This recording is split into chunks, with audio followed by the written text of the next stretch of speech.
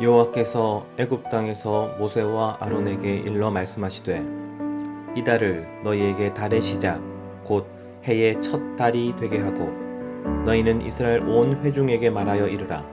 이 달 열흘에 너희 각자가 어린 양을 잡을지니 각 가족대로 그 식구를 위하여 어린 양을 취하되 그 어린 양에 대하여 식구가 너무 적으면 그 집의 이웃과 함께 사람 수를 따라서 하나를 잡고 각 사람이 먹을 수 있는 분량에 따라서 너희 어린 양을 계산할 것이며 너희 어린 양은 흠없고 1년 된 수컷으로 하되 양이나 염소 중에서 취하고 이달 열 나흔 날까지 간직하였다가 해 질 때에 이스라엘 회중이 그 양을 잡고 그 피를 양을 먹을 집 좌우 문설주와 인방에 바르고 그 밤에 그 고기를 불에 구워 무교병과 쓴 나물과 아울러 먹되 날것으로나 물에 삶아서 먹지 말고 머리와 다리와 내장을 다 불에 구워 먹고 아침까지 남겨두지 말며 아침까지 남은 것은 곧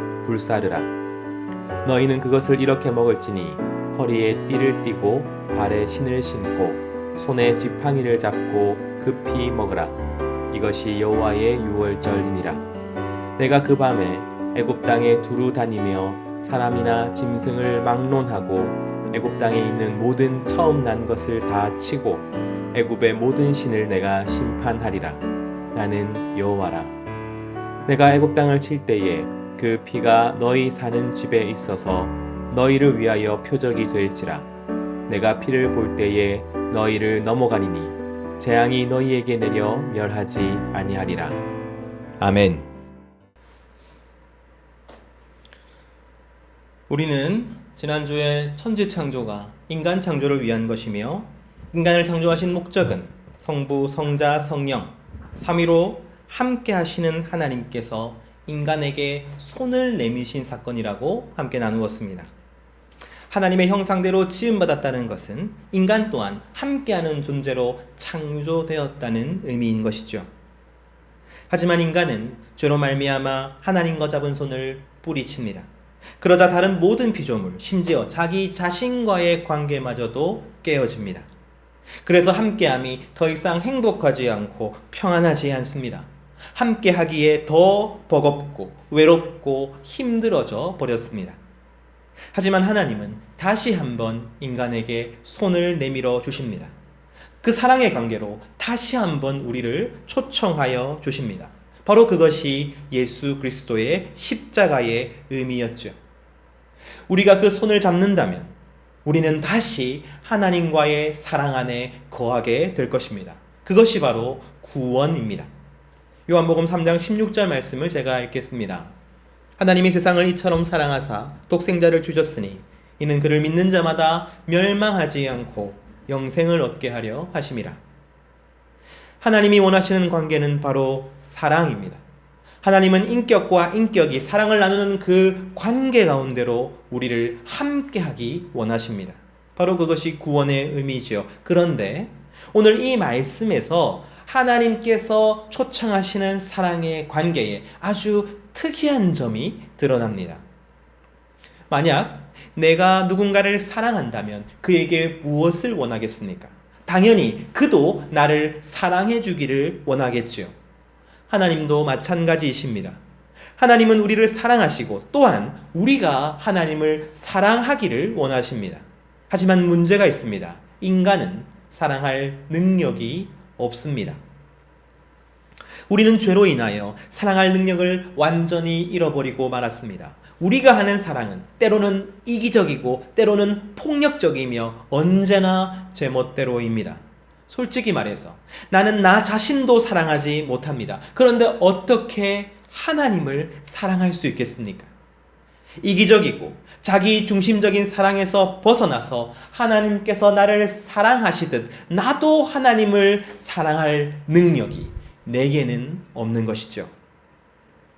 그리고 하나님은 그 사실을 너무나도 잘 알고 계십니다.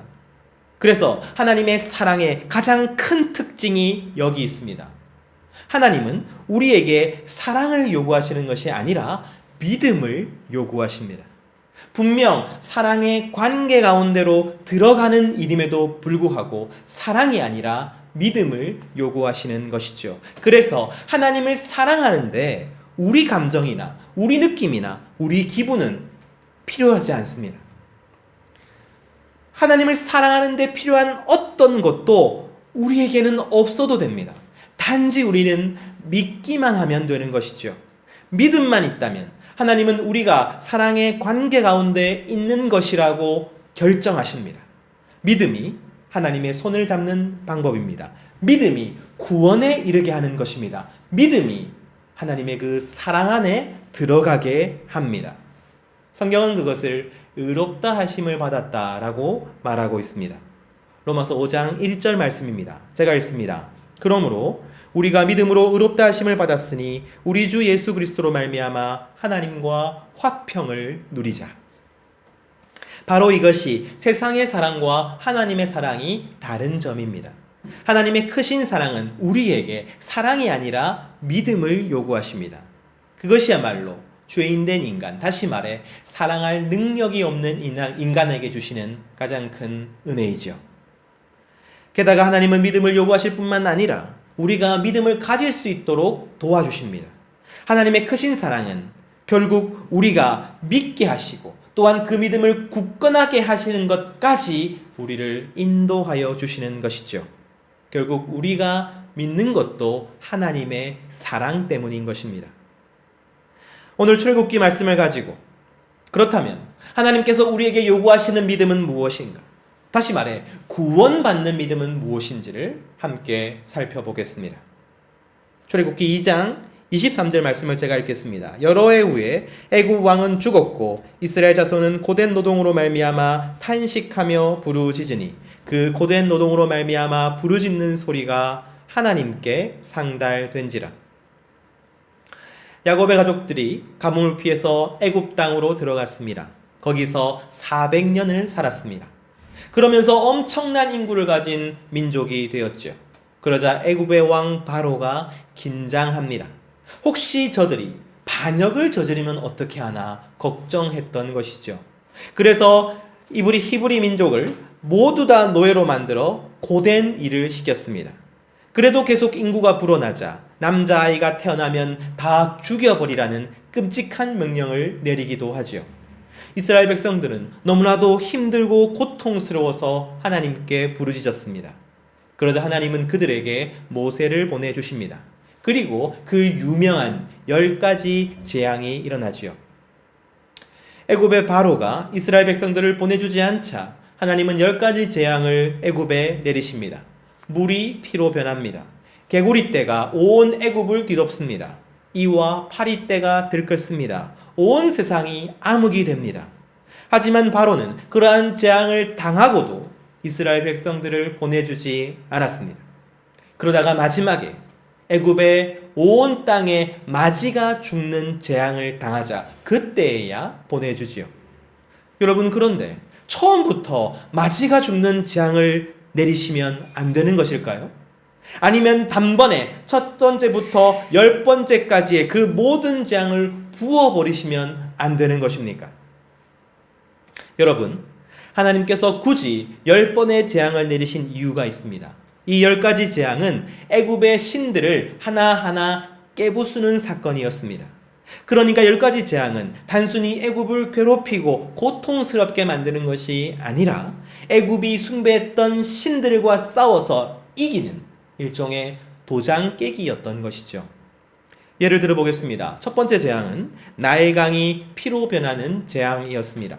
애굽 사람들은 오시리스라는 신이 애굽 강과 나일강과 연관이 있다고 믿었습니다. 그러니 여호와 하나님이 오시리스를 이기시는 것이죠. 라라고 하는 태양신이 있습니다. 그런데 하나님의 재앙으로 온 세상이 암흑이 된다는 것은 하나님께서 태양신 라보다 강하다는 의미인 것입니다. 하나님은 이렇게 10가지 재앙을 통해서 자신을 애굽의 신들과 비교하십니다. 그래서 자기 자신이 어떤 존재인지를 보여주셨던 것이죠. 이스라엘 백성들아, 내가 누군지 아느냐? 나는 애굽의 오시리스보다 더 강한 신이다. 나는 태양신 라보다 더 능력 있는 신이다. 나야말로 너희를 책임질 수 있는 신이다. 선조들의 신앙으로만 남아있던 하나님, 그리고 그 하나님을 제대로 알지 못한 이스라엘, 바로 그들에게, 다시 말하면 하나님을 아직 믿지 못하던 이스라엘에게 하나님은 지금 믿음을 주고 계시는 것입니다. 10가지 재앙은 애굽에 대한 심판임과 동시에 이스라엘을 향한 설득인 것이죠. 누군가는 첫 번째 재앙에서 하나님을 믿을 것입니다. 누군가는 5번째쯤에 믿을 것입니다. 하지만 누군가는 그때까지도 믿지 않다가 마지막에 가서야 믿게 되겠지요. 10이라는 수는 고대에서 완전수였습니다. 그러니까 하나님께서 이스라엘 백성 중에서 한 사람도 빠짐없이 모두 다 설득시키셨다는 것을 우리에게 보여주는 것입니다. 사랑하는 성도 여러분, 그 설득이 무려 10번이나 필요했습니다. 하나님은 강을 피로 만들고 커다란 우박을 내리게 하고 3일 동안 온 세상이 캄캄한 흑암 가운데 거하게 하는 것은 식은 죽 먹기였습니다. 홍해를 가르고 만나와 메추라기로 200만 명을 먹이는 일은 식은 죽 먹기였습니다. 그러나 이스라엘 백성에게 믿음을 가지게 하는 일은 무려 10번이나 시도해야 했습니다. 그 이유가 무엇입니까? 왜냐하면 하나님은 전지전능하시지만 단 하나의 일은 하시지 않기로 결정하셨기 때문이죠.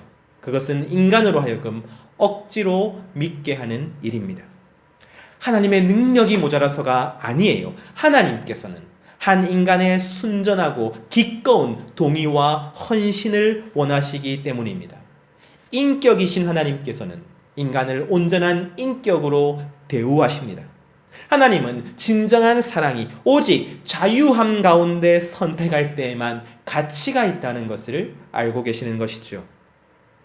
그래서 하나님은 이스라엘 백성을 설득하고 또 설득하셨던 것입니다.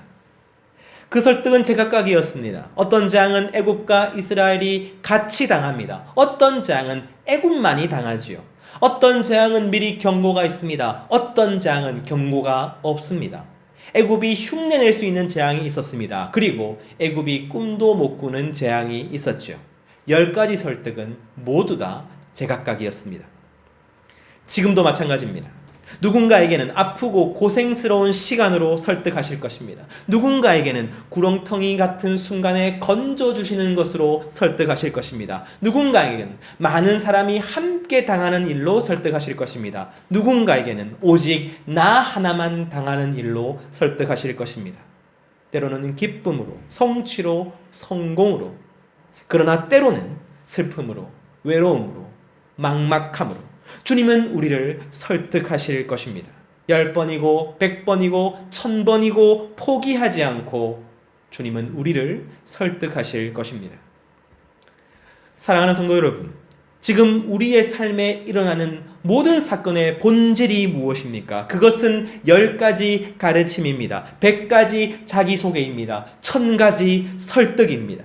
그래서 하나님이 누구신지 우리에게 알려주시는 것이지요. 그래서 내가 마침내 믿음을 가질 수 있게 하시는 것입니다. 만약 지금 내가 하나님을 믿고 있다면 여러분, 그것은 내가 선택해서 내 힘과 의지로 믿은 것이 아니라 나를 100번이고 1000번이고 설득하신 하나님의 사랑 때문인 것입니다. 그리고 여기서부터가 중요합니다. 그렇다면 그 믿음은 무엇입니까? 나를 설득하셔서 나로 하여금 갖게 하신 그 믿음은 과연 무엇입니까? 구원받는 믿음은 무엇입니까? 바로 그것을 확실하게 알고 있어야 하는 것이죠. 최근에 이단 때문에 아주 떠들썩합니다. 몇몇 이단들의 충격적인 실태가 드러났고 온 사회가 정말 경악하고 있죠. 그런데 그들 모두가 자신들은 하나님을 믿고 있다고 말합니다. 어떻게 이러한 일이 있을 수 있습니까? 여러분, 구원받는 믿음을 오해하고 있기 때문입니다. 그저 뜨거우면 믿음이 좋다고 생각합니다. 내 눈앞에서 놀라운 일이 일어나면 믿음이 좋다고 생각합니다. 카리스마가 있고 영향력이 있는 사람을 따르면 믿음이 좋다고 생각하는 것입니다. 여러분, 그 착각이 얼마나 참혹한 결과를 가지고 오는지요.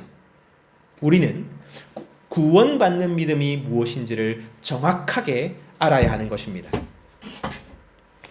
또한 믿음을 가진 사람들이 종종 불안과 두려움에 사로잡힐 때가 있지요. 때로는 내 믿음이 초라해 보이고 다른 이들의 믿음과 비교하여 뒤처지는 것 같습니다.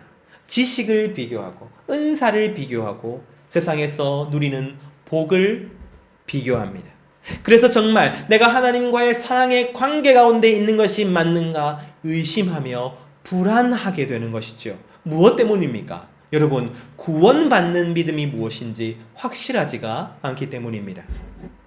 하나님은 우리에게 무엇이 구원받는 믿음인지를 보여주십니다. 바로 출애굽 마지막 재앙에서 말이지요.